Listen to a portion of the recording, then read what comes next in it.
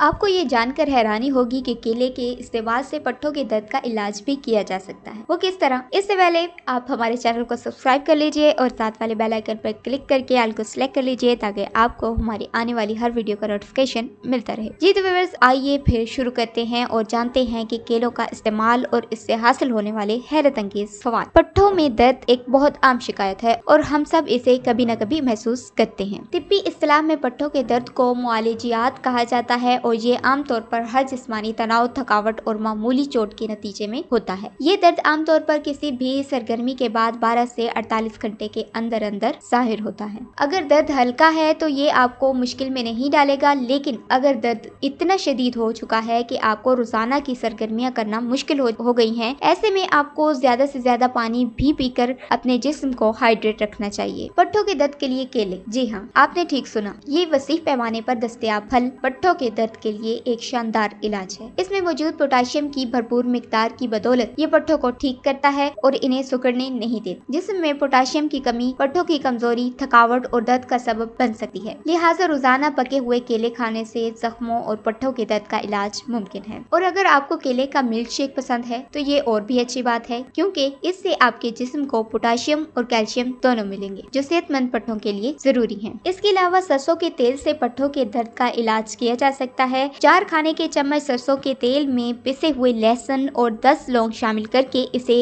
इतनी देर गर्म करें कि लहसुन और लौंग का रंग तब्दील हो जाए। अगर आप चाहें तो इसमें एक छोटा टुकड़ा काफूर भी मिला सकते हैं। अब इस तेल से जिस्म के पट्ठों पर मालिश करें, दर्द दूर हो जाएगा, पट्ठों की सोजिश में आराम आएगा। जी तो व्यूअर्स, ये थी हमारी आज की वीडियो अच्छी लगी तो वीडियो को लाइक और शेयर जरूर कीजिएगा और दुआ में याद रखिएगा। अल्लाह हाफिज।